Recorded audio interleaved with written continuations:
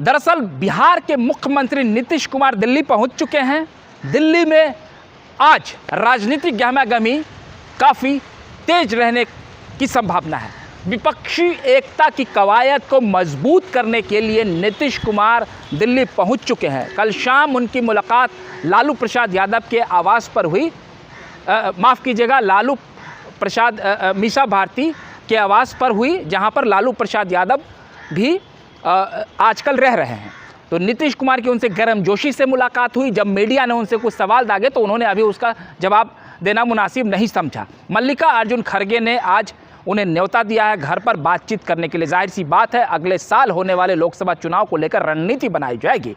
लेकिन बिहार में नीतीश कुमार के प्रधानमंत्री पद की दावेदारी को लेकर कयास तेज है। हाल के दिनों में जो राहुल गांधी के साथ प्रकरण हुआ है, उनकी संसद सदस्यता खत्म हुई और जिस तरीके से बीजेपी के साथ उनका विवाद चला और विदेश में जाकर उन्होंने जो सरकार के खिलाफ बातें कहीं, उसे बीजेपी ने जिस तरीके से राजनीतिक रंग दिया और उन पर हमलावर हुए, कई प्रकार के की नोटिस भी भेजी गई। इस पूरे प्रकरण में राहुल गांधी इन दिनों परेशान चल रहे हैं और पूर्वोत्तर के राज्यों में कांग्रेस का प्रदर्शन भी काफ़ी फिसड्डी रहा।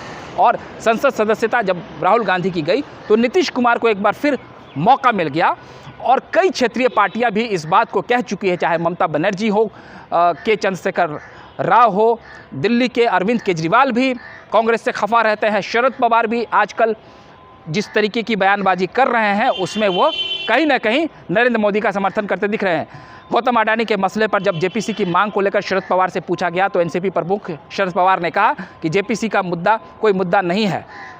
उसके बाद उनसे डिग्री की बात की गई नरेंद्र मोदी की, तो उन्होंने कहा कि हमें राजनीति की बात करनी चाहिए, न कि किसी की व्यक्तिगत बातों पर हमें तवज्जो देना चाहिए।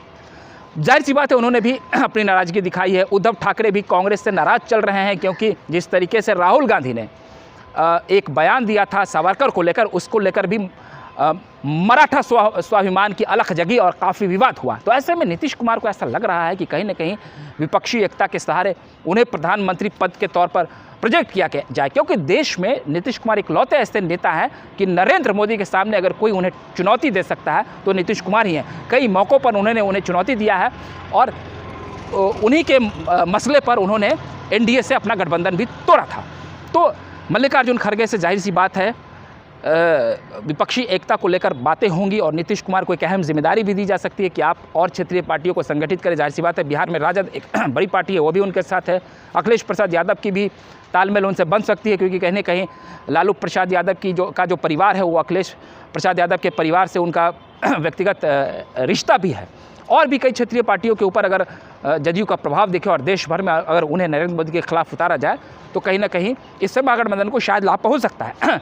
तो नीतीश कुमार की आज मुलाकात राहुल गांधी से भी हो सकती है, ऐसी चर्चाएं तेज है। काफ़ी लंबे समय के बाद राहुल गांधी ने नीतीश कुमार से मिलने का वक्त दिया है, क्योंकि पिछली बार जो अंदर खाने से सूचनाएं मिल रही है, राहुल गांधी ने नीतीश कुमार से मुलाकात नहीं की थी और राहुल गांधी जो है भारत जोड़ो यात्रा पर निकले थे और 30 जनवरी को जब कश्मीर में इसका समापन हुआ तो इसी वजह से नीतीश कुमार वहां नहीं गए थे।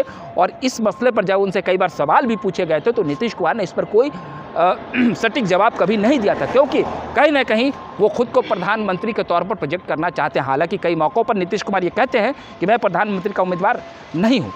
पटना में भी जब एक बड़ा आयोजन हो रहा था वाम दलों का, तो उस वक्त भी नीतीश कुमार ने ये कहा था कि कांग्रेस के एक दिग्गज नेता सलमान खुर्शीद वहाँ मौजूद थे, तो उनसे उन्होंने कहा था कि आप विपक्षी एकता की कवायद को तेज कीजिए। हाल के दिनों में भी उन्होंने कहा था कि जब बिहार विधानसभा का सत्र खत्म हो जाएगा तो मैं विपक्षी एकता की कवायद को लेकर दिल्ली जाऊँगा और कई नेताओं से मुलाकात करूँगा।